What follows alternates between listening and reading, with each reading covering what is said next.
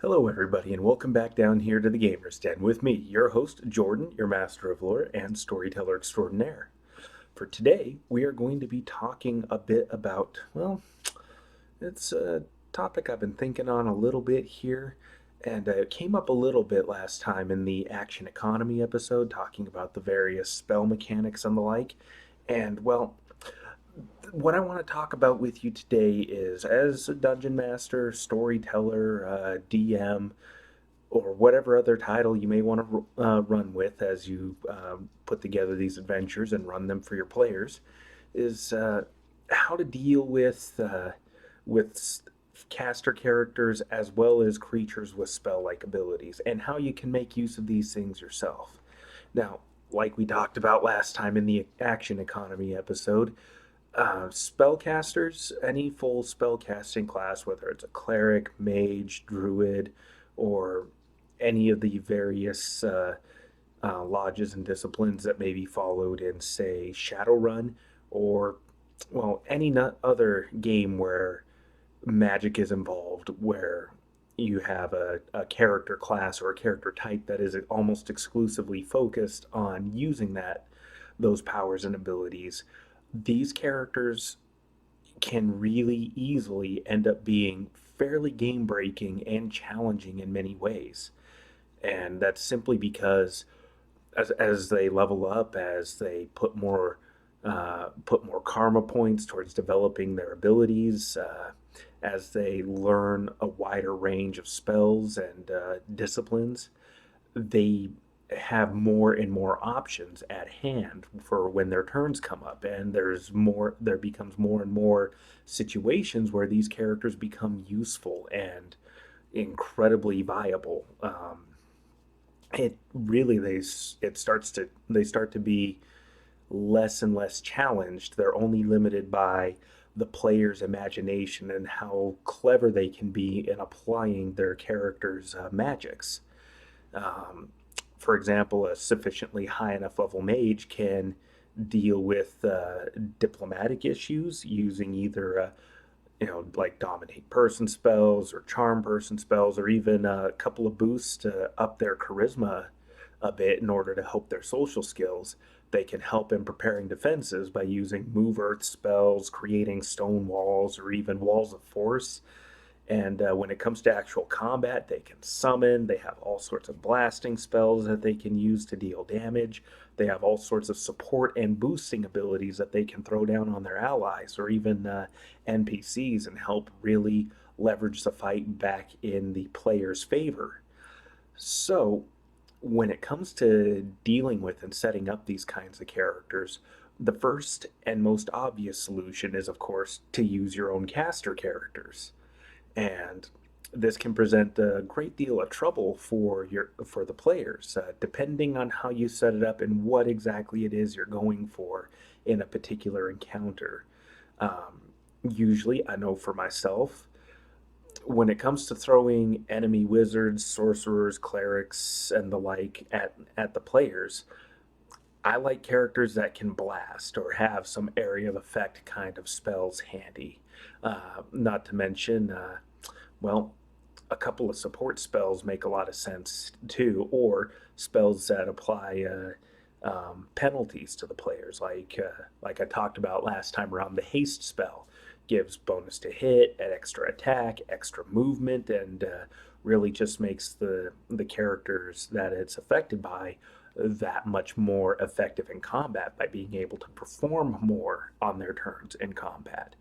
But then you have spells like the slow spell, which basically it does the opposite. It decreases movement, the number of attacks, etc., etc. It's a wonderful spell to be able to throw down on an enemy opponent, and it's one of the things that really wizards and sorcerers and the like should be doing. If they're not buffing their allies, they should be applying debuffs to their enemy in order to slow them down and hamper their abilities to perform in combat. But if there's two enemy wizards on the field, the player's character and your own NPC, the NPC wizard can apply their own debuffs to the enemy and even use their various abilities to counterspell and prevent the or the player's wizard from casting their magics, and that can really slow down and put a damper on the player's game plan and force them to adapt. Now, again, that's just the first and probably the most obvious solution, but there are some other characters that you can throw in. Other types of characters that you could throw in. It doesn't always have to be an NPC that you design. It can be creatures and monsters that fill similar roles to character classes.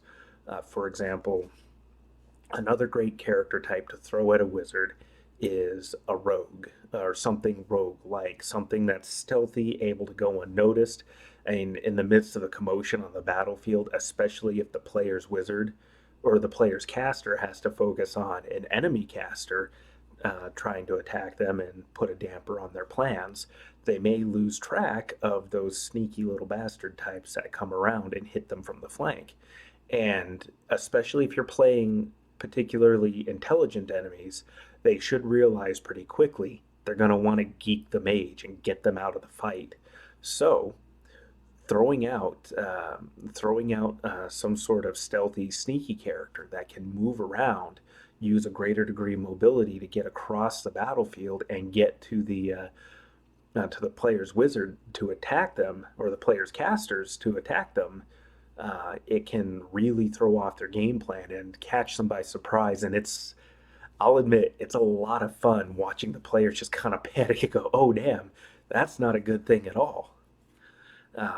And rogue types tend to be really useful in this regard. In the case of if you're throwing an actual NPC rogue character at the players, one thing that you'll notice happens is with the rogue, they get their sneak attack damage, especially if they're catching the enemy by surprise or if they're flanking them.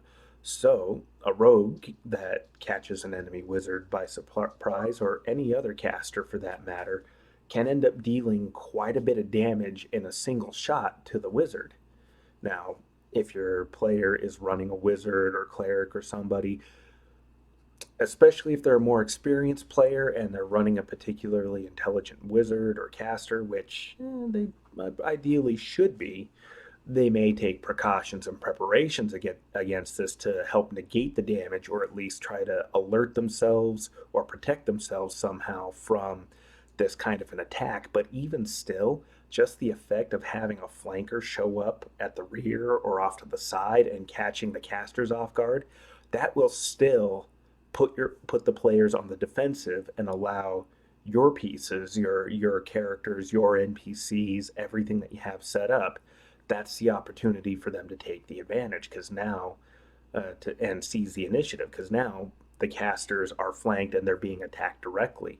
So they're the player's tank, the player's rogue or DPS character. Now they're having to scramble and make the decision of, do I go back to help the wizard, the casters, or do I stay here and keep fighting and holding the rest of these enemies at bay here? The situation I'm describing does kind of assume that there's going to be multiple people in the encounter. There may not always be, but in this particular instance, this is one way that you can throw the players off their game. And it doesn't really, you don't even really need a lot of NPCs on the board in order to disrupt the players like this. You could potentially pull this off, say, with some kind of tanky fighting type with a lot of hit points to kind of absorb that damage that your players rogues or fighter characters might be dishing out, and throw in an enemy caster and then some kind of rogue type. And you can really do a lot to mess with the players and screw with them and just make them burn a ton of resources and get a bunch of hit points eaten up and soften the players up for when that big encounter comes up. And now, I talked about possibly substituting, these various character class types with monsters that fill similar roles. Well, let's start off with a tanky type of character. Instead of throwing out a fighter or barbarian at them, you could very easily replace that type of character with an ogre, or even if you want to get really creative and kind of destructive, go with a half dragon, half ogre kind of creature. Something with a high deal of strength, maybe a little bit of a boost to its intelligence, and it has a breath attack on top of that. And that really, really will throw the players for a bit of a loop right there. And it's going to be a character type, an NPC monster with a good deal of HP and a decent amount of defense to it, and good combat ability. So it'll definitely be able to hold the player's tank at bay, as well as probably even the rogue right along with it. As far as for like your sneaky rogue types, what you could substitute for that is let's think about maybe demons, for example. There's the Babao, Babu. I'm mispronouncing it horribly, but they're a type of demon that they're almost gaunt-like and sort of skeletal with a set of horns coming off of them, and their flesh exudes this reddish, blood red slime that just has this acrid smell, and it eats and devours through the materials it comes in contact with. This demon type has a good deal of stealth abilities, and if you bump up the creature's hit die from its baseline stats that are presented in the bestiary, um, you can really start to pump up its stealth skills a little bit and make it a very effective character on the battlefield. They work great as assassin types, and you can even mix a little bit there and take that demon and give it a few levels of rogue just so you get a little extra sneak attack damage on top of it. It fits really well with the design that the in mind with the demon there, and for the type of role that you want to throw it out in. Certainly, it could work as a fighter type as well too, but in this instance, I kind of just like them more as that sneaky rogue-like character to come out and flank the players and just really deal out a bunch of harm all at once from a really strong position and placement. And on top of that, their inherent abilities, their resistances, and their spell like abilities really add a little something extra that even a basic rogue NPC character will not have. They can bring quite a bit more to the battlefield and create new and unique advantages. And that's a great thing with different monster NPCs, especially some of the more intelligent ones.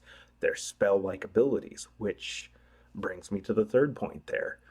Using monsters with spell like abilities can do a lot to really hinder the players and give you, the DM, the storyteller, more options in dealing with your players. One of my absolute favorites, aside from throwing demons and devils at the players, are aberration type monsters, creatures that are not natural, naturally occurring, like say a beholder, that classic eye tyrant. Great big eye in the middle, right over a big toothy maw, and several eye stalks coming off of the top of its head. Each of those eyes has different abilities that it can fire across the battlefield in order to mess with the players. One of which is also has a spell like ability of the disintegrate. It acts like the disintegrate spell.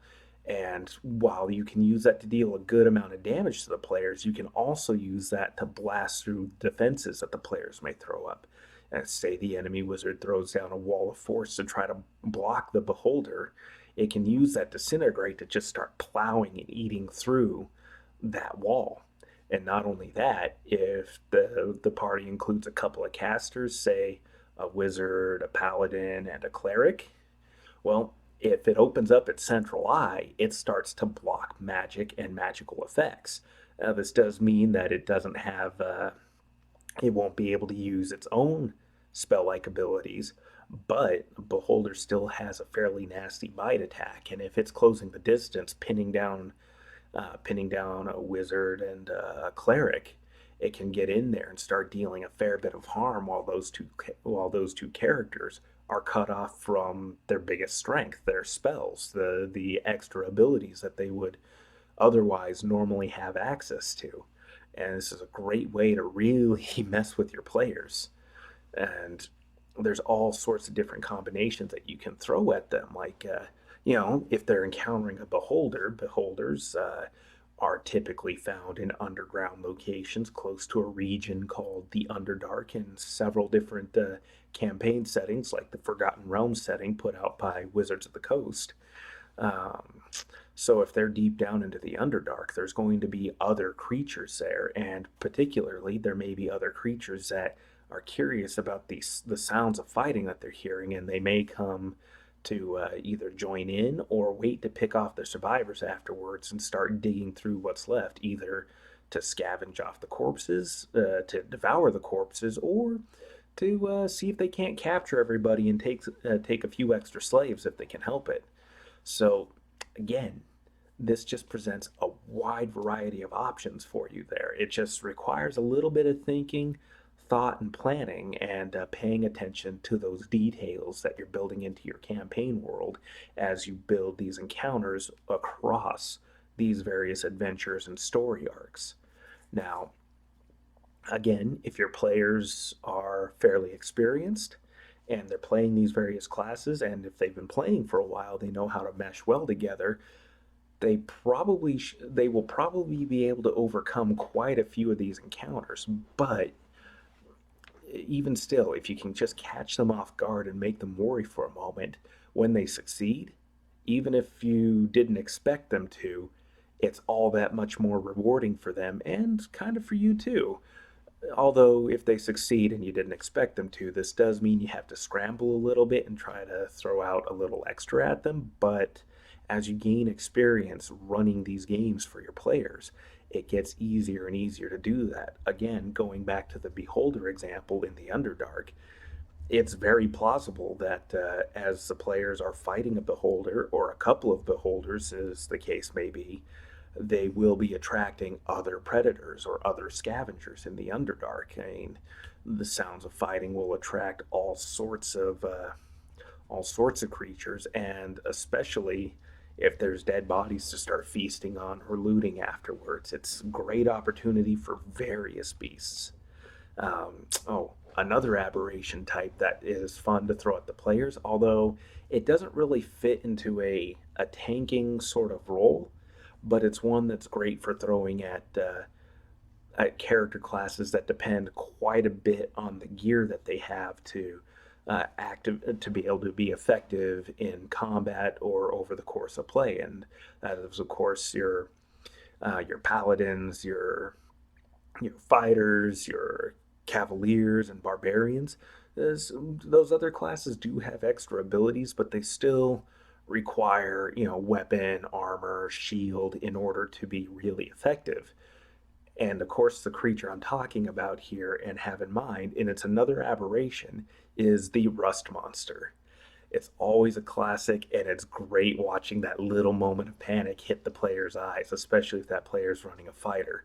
Because a rust monster, for those of you who don't know, will seek out ferrous metal objects and devour them. They run their tentacles and little feelers over them, their mouths, and the slime they exude uh, just causes ferrous metals to rust away. And these creatures, well, because they're rust monsters, will devour the rust. They devour that oxidized material, and they go after it quite readily. They don't eat precious metals so much. Again, they like the more ferrous stuff, iron, uh, iron and the like, and steel. Those refined metals are particularly delectable for them. And since players like fighters and paladins wear quite a bit of metal armor, these things are just an absolute terror for them. And if those players hit them with their metal weapons, the damage that they deal to the rust monsters, of course, horrible, but dealing damage to it also incurs risk of their weapons being rotted away by the creature's slime. And so it presents a new and unique challenge for those players and their characters. And again, since these creatures are typically exist within a cavernous sort of system, it's very plausible that, well, after fighting the beholder, a couple of rust monsters might have shown up attracted by the noise, and they see, oh crap, there's a ton of metal standing right there. they'll dive right onto the players, and it's just one thing after another. It can really, really do a lot to just inflict a lot of damage to the players, and not just directly, but by chewing up their equipment. And it presents a unique challenge for the players to try to overcome. Now, that one wasn't dealing with casters so much, but even still, um, it's just another way for you to frustrate the efforts of your players. And going on from there, really, those are just some of the biggest options right there. But there's one other thing I like to do to agitate and deal with and attack caster characters, and that's using character types like monks. Monks, they're not quite the most. Monks kind of have an odd place in Dungeons and Dragons kind of settings and gameplay. They have a more. These are monks in the sense of like the Eastern Shaolin monks kind of thing, martial artists, grapplers, that sort of thing. So they, in the Western fantasy sort of setting, they're a little bit out of place, but they're still a whole lot of fun to use. And it's great when you attack player characters with a monk type of character, because monks get a great deal of movement ability. They have a high number of physical attacks. They have great fortitude, reflex, and will saves. And so when they're dealing with a caster, if the caster tries to attack their mind, they've got a solid will save option. If the wizard throws a fireball at them, they've got good reflex saves, and they get some evasion abilities on top of it to on top of all of that to reduce damage. If they try to use a spell that affects them in a more direct, like say if they try to use a spell to poison them, or somehow affect their physical constitution, they have good fortitude saves. And on top of that, because they're physically oriented characters, they deal a good amount of damage when they get into close combat. And because they have that high mobility, it's easier for them to cross the battlefield and get into position to attack in close combat. And to top it off, because they wear light armor, or well, really no armor, and tend to have pretty decent dexterity scores, and they also have access to stealth skills, they have an easy time getting into position, especially if they want to be sneaky and not attract any of that attention from an enemy spellcaster. And once they're in close, they can deal a great deal of damage, especially if they unleash a flurry of blows and they're using a power attack with it. Can do a great deal of damage up front really quickly to a caster, whether it's a cleric, wizard, sorcerer, or a druid, or whatever else the players may have at hand.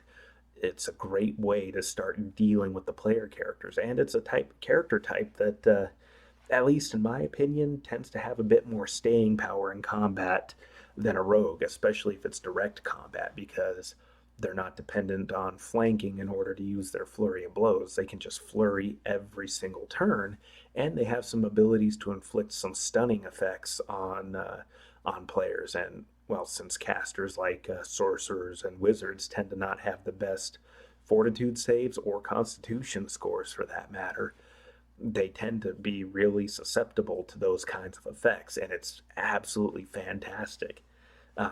From my own experiences, there's one instance about a year or two ago.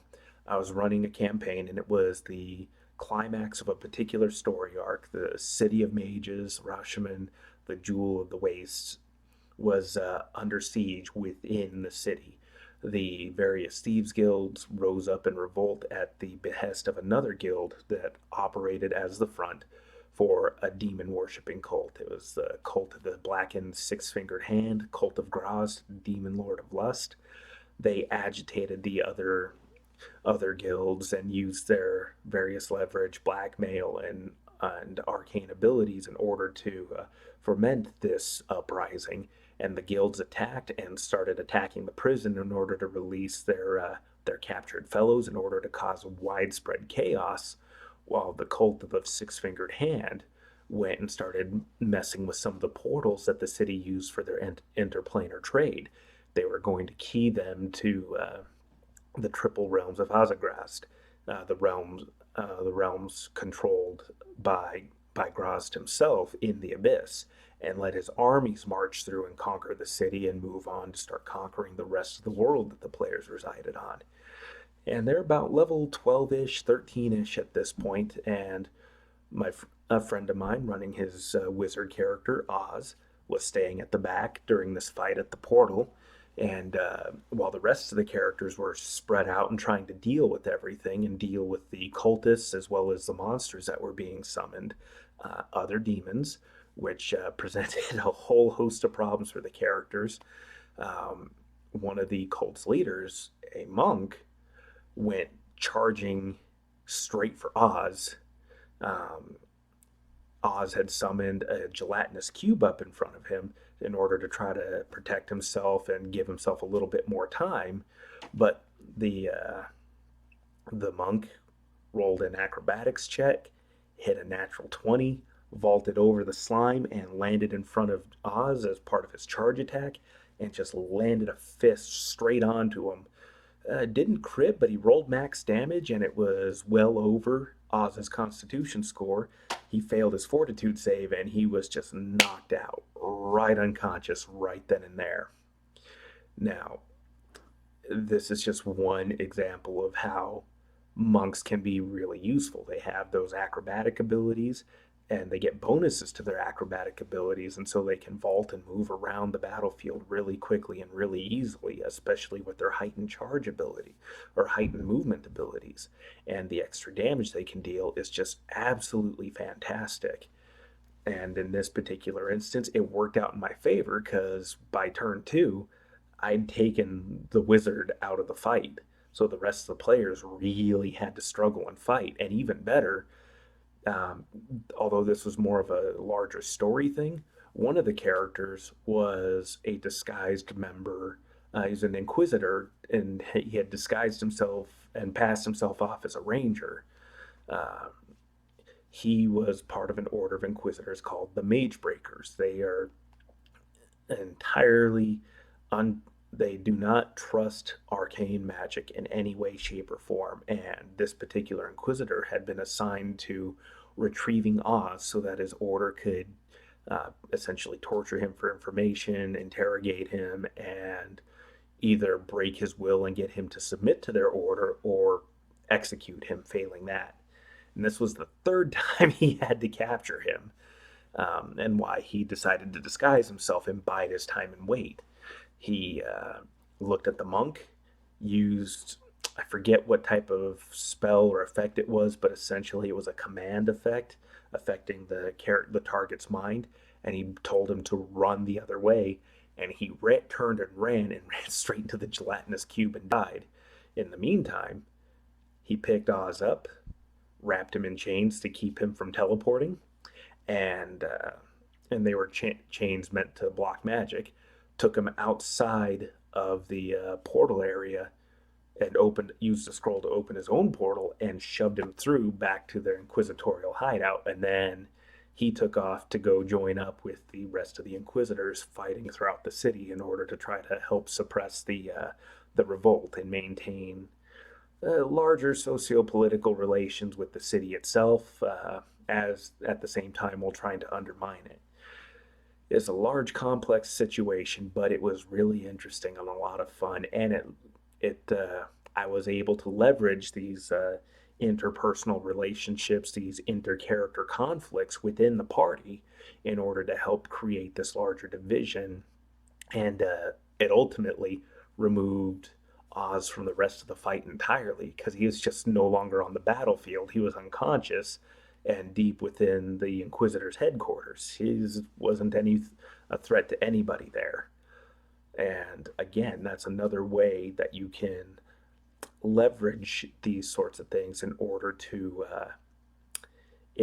disrupt the player's plans. If the characters through role playing and story are at odds with one another, they you can certainly work with them to turn on one another at times that are opportune not only for one of the players but for yourself as well. And it just creates a whole lot of situations that are a lot of fun. They don't have that standoffishness with this particular faction has just led to so many great stories and great character development between all parties involved, and it's just made for fantastic storytelling. But again, these are just a couple of different ways here, and really effective ways for you to be able to directly deal with players who are developing particularly effective caster characters. Mostly I've talked about this in the sense of Dungeons and Dragons and the like, but this applies to a lot of other settings and games as well. In particular, Shadowrun. Shadowrun with the mages there.